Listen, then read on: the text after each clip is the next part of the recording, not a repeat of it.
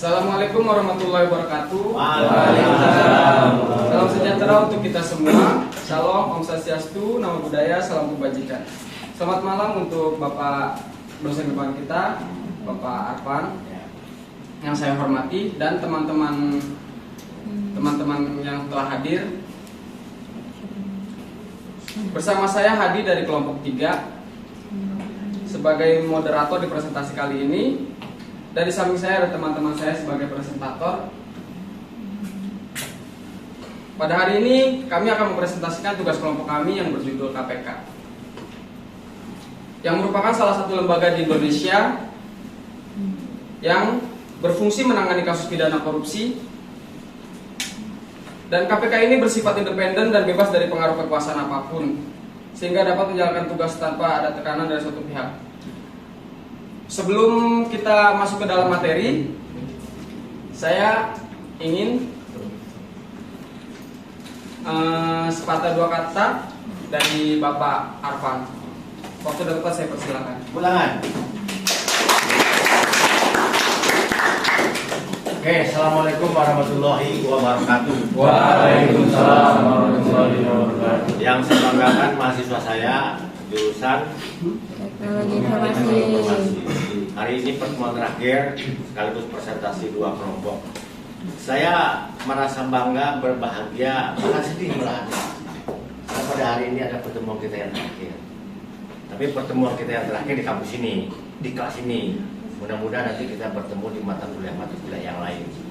Karena ada manajemen, ada konsentrasi saya di manajemen sumber daya manusia dan metodologi penelitian serta yang berkaitan dengan skripsi nantinya. Berarti mudah-mudahan nanti Anda ketemu dengan saya di mata kuliah itu atau yang berhubungan dengan skripsi. Itu sebuah ungkapan hati. Mudah-mudahan selama kita bertemu di sini, selama 16 kali pertemuan, ya kan, ada hal-hal yang barangkali mungkin kita berdiskusi, kita berdebat, kemudian adu argumentasi dalam sebuah kampus akademik. Kajian keilmuan itu boleh dan sah-sah saja, ya, tidak ada yang salah. Tapi nuansanya adalah akademik. Barangkali mungkin selama berinteraksi siapapun juga pasti ada singgungan, ya kan. Sebagai manusia biasa, Pak Arfan selama pribadi sebagai dosen mata kuliah yang mengampu yang berkaitan dengan pengembangan diri ya. Pengembangan diri itu mengatur tentang sikap, kepribadian, tata perilaku, kemudian emosional segala macam. Saya akan sampaikan ungkapan permohonan maaf yang sebesar-besarnya kepada Anda semua.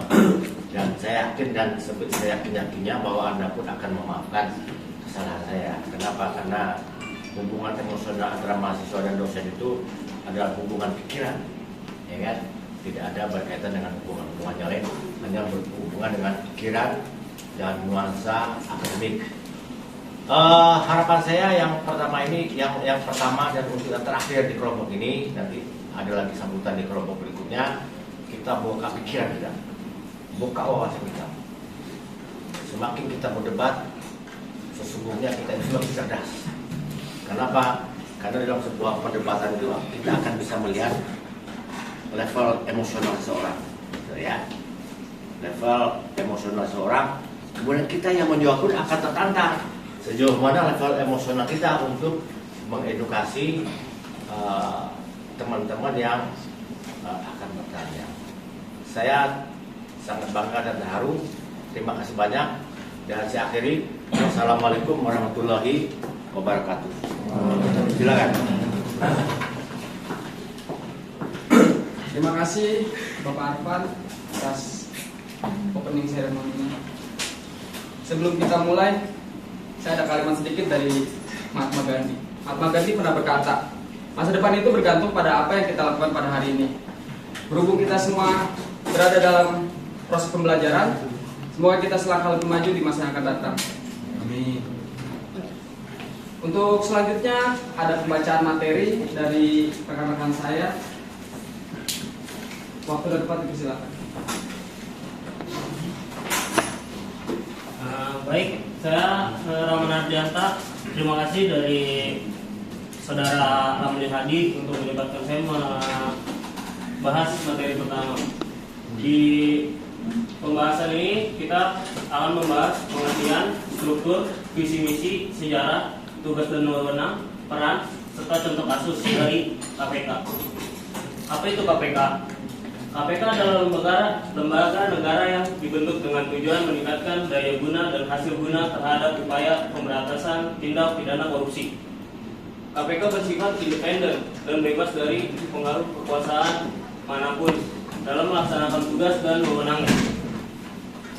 Yang kedua, ini kita bisa lihat struktur lembaga KPK, di mana itu ada kami atas pimpinan, lalu ada tim penasihat, dan lain-lain.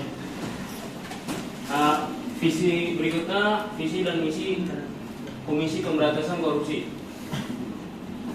Visinya bersama masyarakat untuk menurunkan tingkat korupsi untuk mewujudkan Indonesia maju. Lalu misinya ada 4, meningkatkan upaya pencegahan melalui perbaikan sistem pengelolaan administrasi lembaga negara dan pemerintahan yang anti korupsi. Lalu yang kedua, meningkatkan upaya pencegahan melalui pendidikan anti korupsi yang komprehensif. Lalu yang ketiga, pemberantasan tindak pidana korupsi yang efektif, akuntabel, profesional, dan sesuai dengan hukum. Lalu yang keempat, meningkatkan akuntabilitas, profesionalitas, dan integritas Komisi Pemberantasan Korupsi dalam pelaksanaan tugas dan wewenang. Lalu kita ke sejarah Komisi Pemberantasan Korupsi. Komisi Pemberantasan Korupsi sebenarnya sudah menjadi wacana sejak masa Presiden B.J. Habibie pada tahun 1999. Pada saat itu Presiden Habibie mengeluarkan Undang-Undang Nomor 28 Tahun 1999 yang mengatur tentang penyelenggaraan negara yang bersih dan bebas dari korupsi, kolusi, dan nepotisme atau KKN. Namun pembentukan KPK baru terwujud saat Presiden Megawati Soekarnoputri memimpin Indonesia. Sebelum berdirinya Komisi Pemberantasan Korupsi, terdapat beberapa komisi atau badan baru yang dibentuk untuk mengawasi korupsi, seperti Komisi Pengawas Kekayaan Pejabat Negara atau KPKPN, Komisi Pengawas Persaingan Usaha atau KPPU, dan lembaga Ombudsman. Namun upaya ini dianggap belum cukup efektif dalam memberantas korupsi.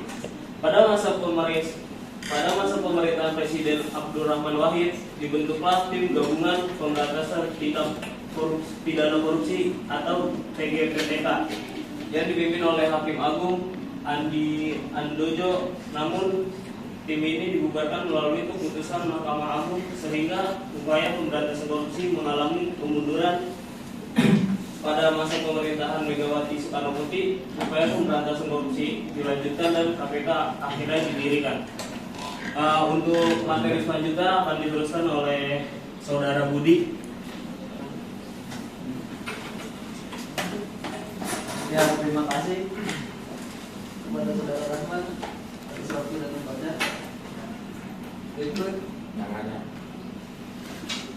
tugas dan wewenang KPK.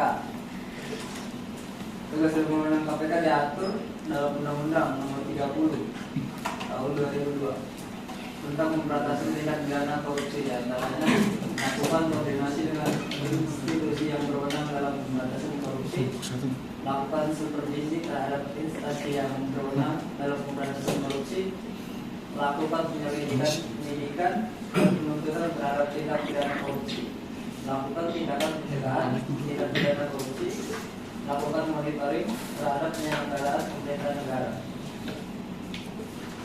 KPK juga memiliki wewenang dalam mengkoordinasikan penyelidikan, penyidikan, dan penuntutan tindak pidana korupsi, menetapkan sistem pelaporan dalam kegiatan pemberantasan korupsi, meminta informasi tentang kegiatan pemberantasan korupsi pada instansi yang terkait, melaksanakan pertemuan atau dengan pendaftaran pendapat dengan instansi mengenai pencegahan tindak pidana korupsi. Berikutnya saya persilakan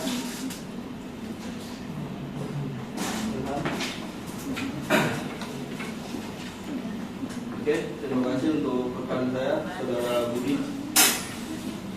Upaya KPK dalam memberantas korupsi. Komisi Pemberantasan Korupsi (KPK) berupaya melakukan pencegahan korupsi pada pemerintah daerah melalui perbaikan sistem. Salah satunya melalui MCP (Monitoring Center for Prevention). MCP memiliki 8 cakupan intervensi, yaitu perizinan, pengadaan barang dan jasa, perencanaan dan pengarahan anggaran pendapatan dan belanja daerah (APBD), pengawasan aparat pengawasan internal pemerintahan PIP, manajemen aparatur sipil negara ASN, manajemen aset daerah, optimalisasi pajak daerah, tata kelola keuangan desa.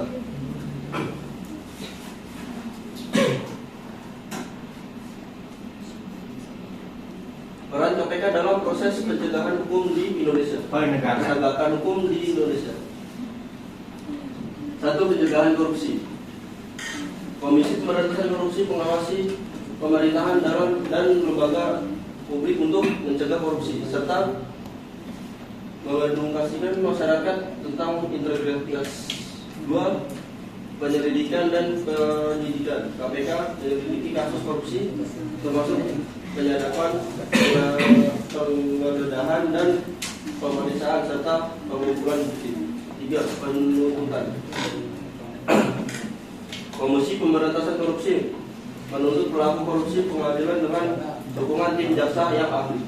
4. Penguatan pengadilan. Komisi Pemberantasan Korupsi berperan dalam proses persidangan dan memberikan bantuan hukum kepada korban korupsi.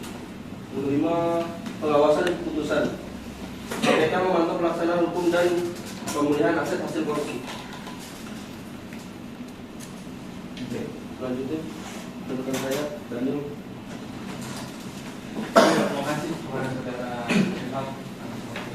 Ya, saya akan melanjutkan materi tentang contoh kasus yang pernah ditangani oleh KPK. Contoh kasus yang pernah ditangani oleh KPK yaitu di sini hanya ada 2 ya, yang kita berikan sebagai contoh, yaitu kasus eKTP. Kasus pengadaan kartu tanda penduduk elektronik atau eKTP merupakan salah satu kasus terbesar dan paling kontroversial yang ditangani oleh KPK. Kasus ini melibatkan sejumlah pejabat, pemerintahan tinggi dan anggota parlemen yang diduga terlibat dalam korupsi yang mengakibatkan kerugian negara sekitar 2,3 triliun rupiah. Penyelidikan KPK dalam kasus ini memunculkan sejumlah penangkapan dan penuntutan terhadap para tersangka, termasuk anggota parlemen. Contoh kasus yang kedua adalah kasus Senturi. Salah satu kasus terbesar yang pernah ditangani oleh KPK adalah kasus Bailout Bank Senturi pada tahun 2008. Kasus ini mencakup kerugian negara sekitar 6,7 triliun rupiah. Penyelidikan KPK memunculkan berbagai nama terkemuka dalam dunia politik dan bisnis Indonesia. Meskipun ada kontroversi dan perdebatan yang intens seputar kasus ini, KPK berhasil memenjarakan beberapa tersangka terkait dalam upaya memberantas korupsi di sektor perbankan. Ya, sekian materi dari kami. Jika ada kesalahan, mohon dimaafkan. Terima kasih. Ya, sekian materi yang bisa kami kasih. Selanjutnya saya akan membuka diskusi atau sesi tanya jawab. Apabila ada yang ingin bertanya, mohon ajukan. Saya mohon ajukan. Jenazahnya masuk sampai.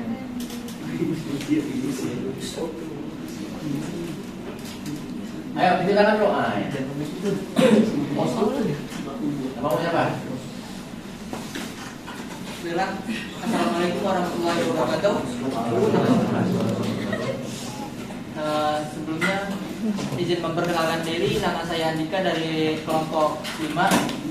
Saya ingin bertanya, pada akhir-akhir ini sempat rame bahwa tentang kasus korupsi sering terjadi bahwa banyak pelaku yang terjerat kasus tertangkap tangan. Jadi yang akhir-akhir ini masih sering diperbincangkan yaitu pada saat pembukuan aset. Jadi ada pro dan kontra. Banyak orang yang menyatakan untuk mendukung bahwa untuk pembukuan aset kepada pelaku korupsi. Nah, saya ingin bertanya kepada rekan-rekan semua sebagai penyaji materi, untuk alokasi seandainya terjadinya pembukuan aset ya. Untuk alokasi pembukuan aset itu setelah ditangkap dikemanakan? Sekian, terima kasih. Ibu dengar dong. Bagus pertanyaan ini. Setelah aset dibekukan itu dibawa kemana? Harus saya bawa pulang ya. Akhirnya.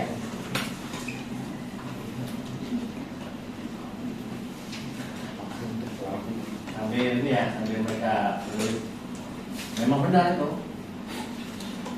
Kenapa kok sampai Teddy Minahasa jual beli sabu-sabu gitu kan?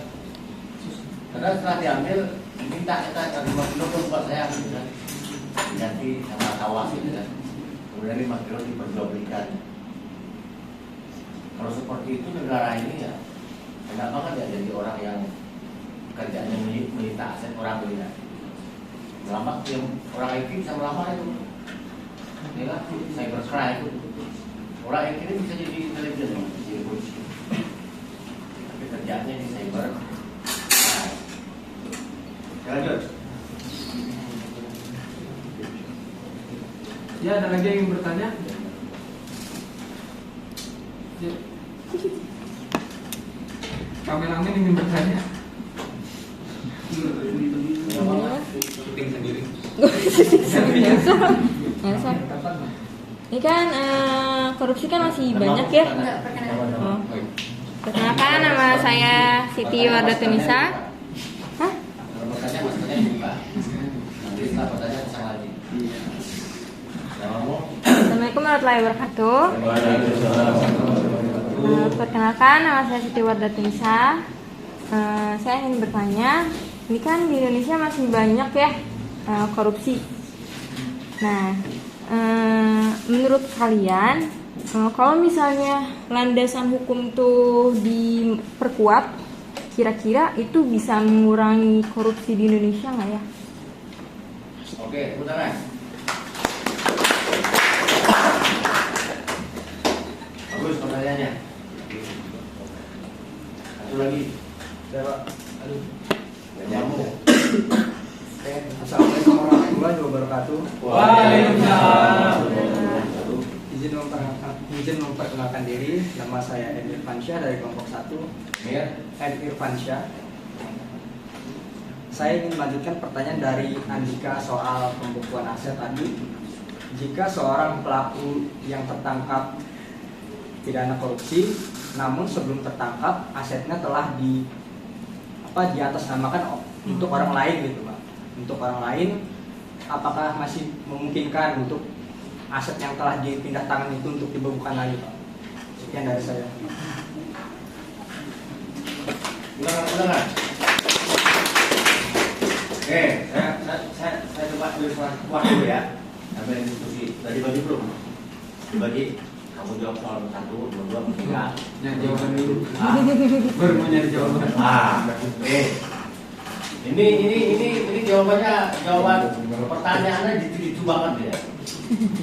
Saya kalau lihat pertanyaan ini, Anda itu saya langsung wisudakan ini.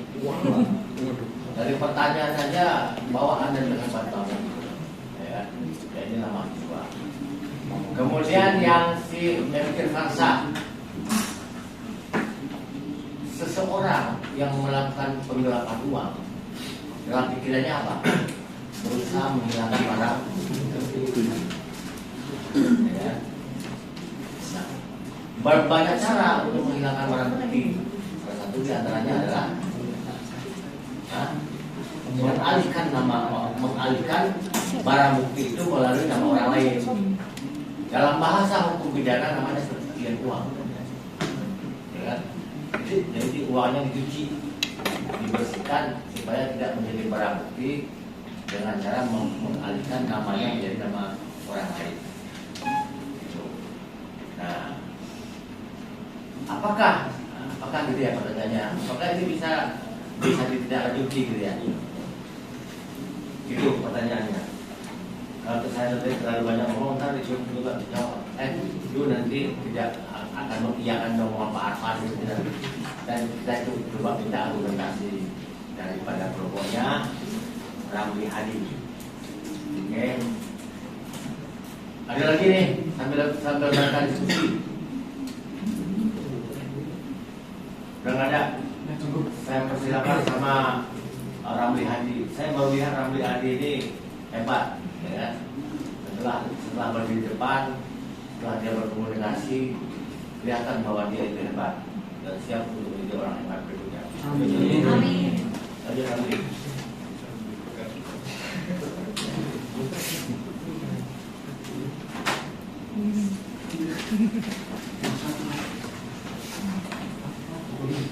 Iya. Terima kasih atas pertanyaannya. Semoga kami bisa menjawab dengan maksimal. Untuk pertanyaan nomor 1 tadi dari saudara Andika akan dijawab oleh tim saya Daniel.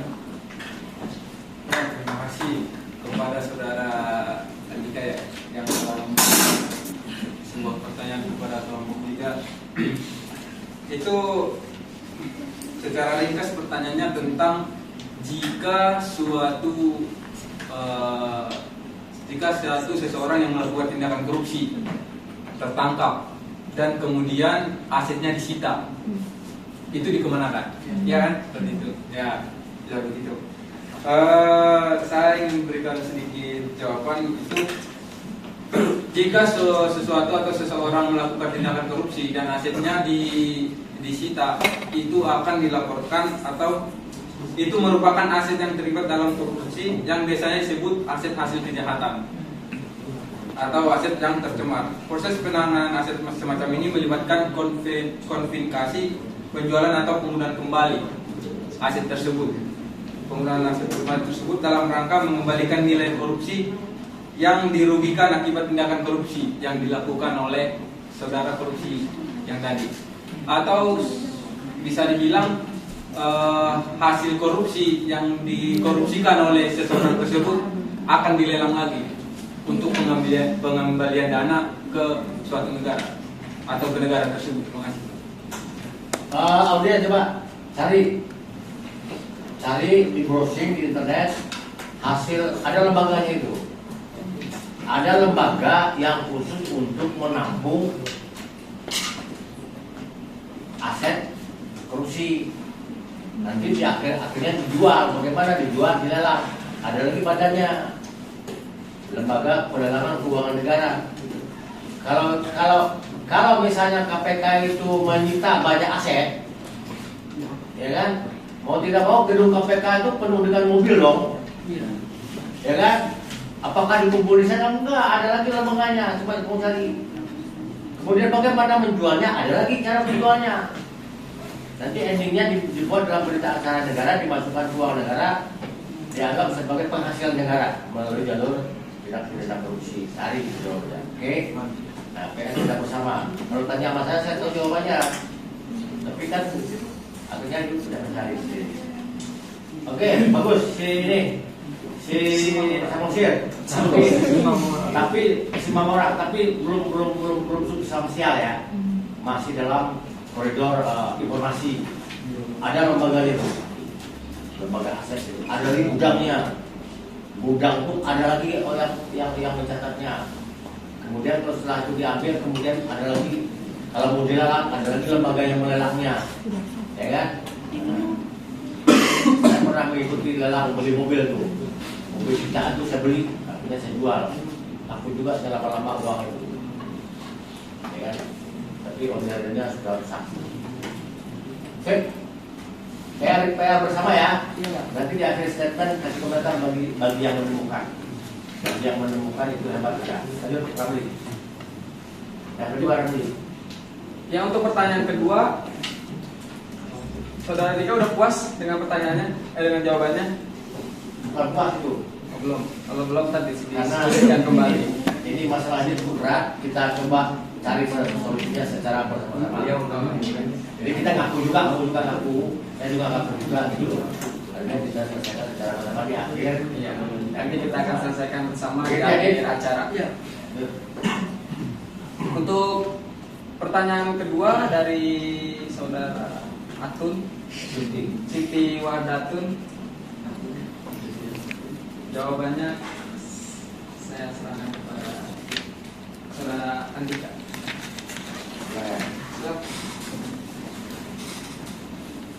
Coba diulangi pertanyaannya Pak, biar lebih paham. Terima kasih untuk waktu dan tempatnya. Saya ingin menjawab pertanyaan dari Saudara Indonesia, yaitu apakah bila landasan hukum diperkuat akan mengurangi tindakan korupsi? Saya sedikit memberikan jawabannya, yaitu penggugatan landasan hukum dapat memberikan dasar yang lebih kuat untuk menegakkan aturan dan mengurangi celah tindakan korupsi. Namun keberhasilan dalam mengurangi tindakan korupsi juga bergantung pada efektivitas penegak hukum.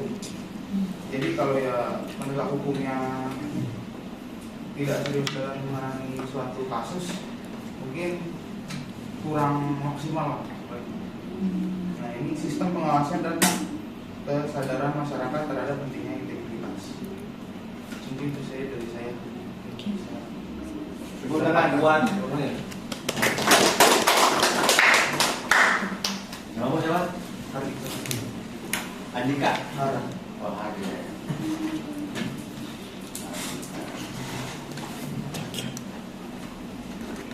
Makan donat, Pak.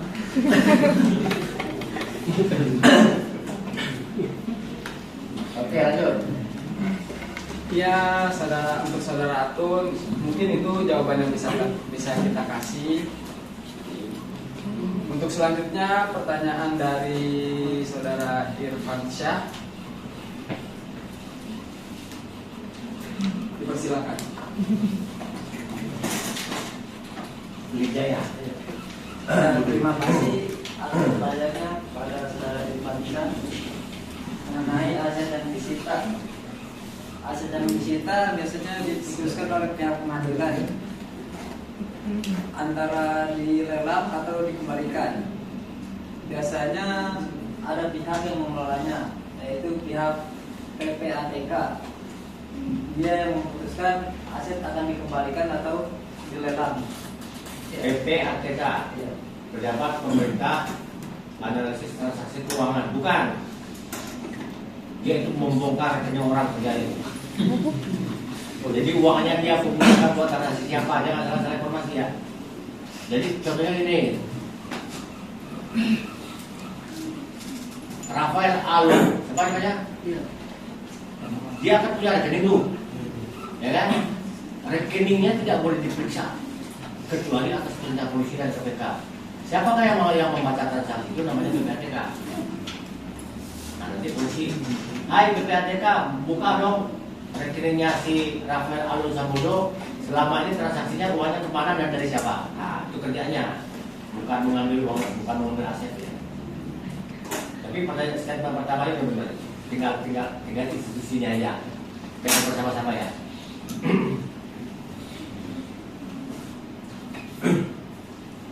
Makanya saya ini orang IT ya. Orang IT sebenarnya harus cerdik. Karena dia menelusuri isi informasi. Harus tahu semua itu. Kan? Ya, cukup jawaban dari saudara Billy. Oke, coba saya ulangi lagi ya. Dan apa belum pertanyaan si Adit? Andika. Oh, Andika ya. Pertanyaan Andika. Katanya asetnya dibawa kemana? Udah apa belum?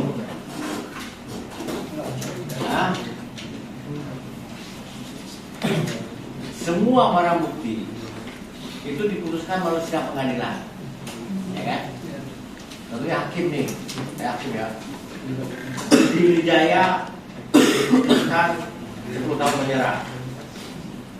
dalam kasus tindak pidana korupsi tetap menahan Budi Wijaya, ya, tetap menahan dan memerintahkan kepada kejaksaan tetap ditahan. Berarti itu adalah tahanan kejaksaan. Serta barang-barang bukti itu tetap menjadi disita oleh negara, dan dia akan menjadi barang bukti untuk perkara berikutnya. Jadi barang bukti itu nggak boleh diambil dibawa pulang itu, karena dia akan menjadi barang bukti proses pengadilan berikutnya. Kan sistem pengadilan kan tiga nih. Budi Wijaya ini diputuskan dalam sidang pengadilan negeri. Pengadilan tinggal satu. Apakah sampai di sana orang-orang merasa berkepentingan, dia akan banding. Bandingnya kemana? Pengadilan tinggi. Jadi nanti kasusnya diangkat di pengadilan tinggi. Dari pengadilan tinggi ada juga yang belum puas nih. Budi Wijaya hukuman mati ini harusnya gitu kan. Itu kalau cuma 10 tahun, ada yang nggak puas nih. Nah, dinaikkan ke Mahkamah Agung, namanya kasasi. Dari Sambo itu kan kasusnya sudah dikasasi, makanya dia seumur hidup. Nah, putusan Mahkamah Agung itulah yang disebut dengan putusan inkrah, putusan final, ya kan? Nah, barang-barang yang diambil itu akan menjadi aset milik negara. Bagaimana cara mengurusnya? Kan PR kan yang saya serahkan tadi. Bagaimana cara mengurusnya, ya kan? Tuh. Jadi putusan Mahkamah Agung inkrah. Oke. Inkrah itu artinya apa? Bahasa Indonesia nya inkrah ya. Final ya. Itu terakhir gitu ya.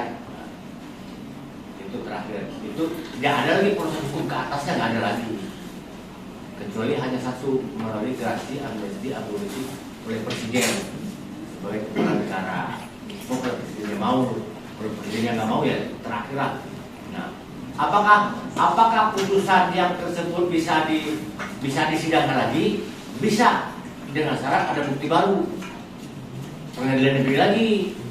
Nah, nanti pengadilan negeri ini baca, oh nggak bisa nih, ini masih bukti di Mahkamah Agung dulu nih. Berarti kasus ini tidak bisa dilanjutkan karena tidak ada bukti baru.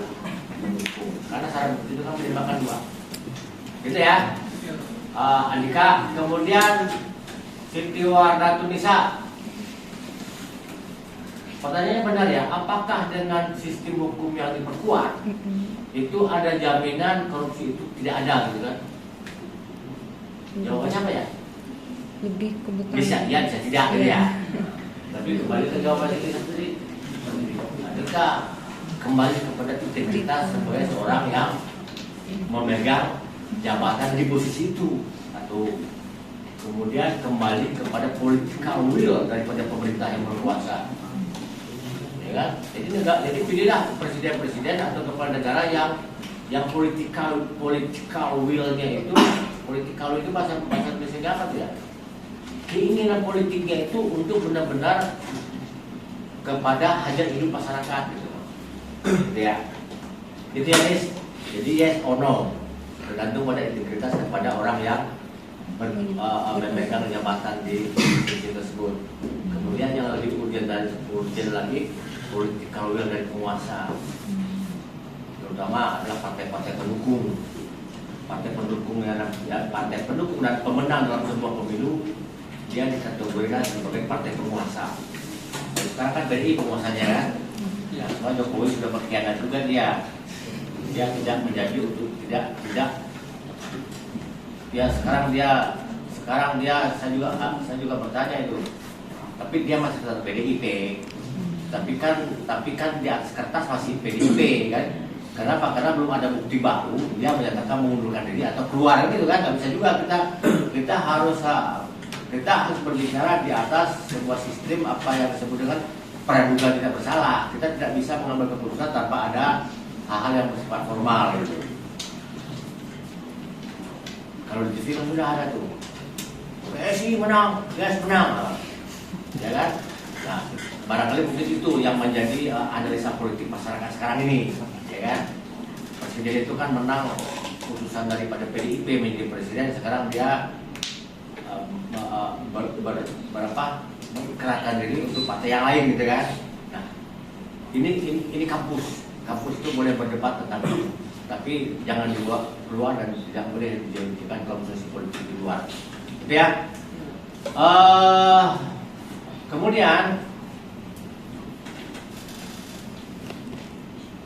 korupsi itu penyakit sebuah bangsa.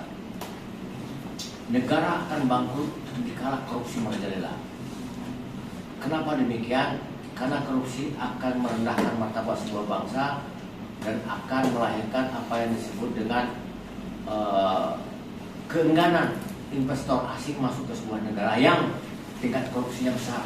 Gak mau, ya, karena orang investor itu kan uangnya kan ditanam kan, nanti nggak balik modal gitu. Nah jadi akhirnya cukup merusak sendi-sendi kehidupan berbangsa dan bernegara.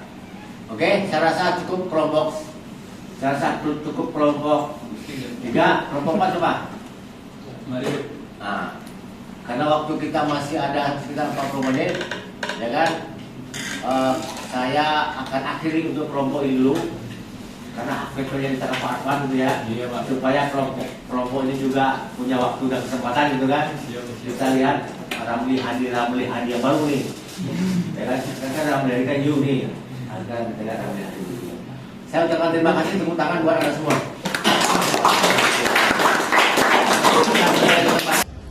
Mungkin itu saja. Waktu sudah 8:05. Mohon maaf dan saya akhiri. Kita foto bersama sejenak. Ya kan, 2 atau 3 kedipan, 3 flash gitu ya. Dan dipersilakan Nizar. Kita foto di mana? Dan saya akhiri. Wassalamualaikum warahmatullahi wabarakatuh.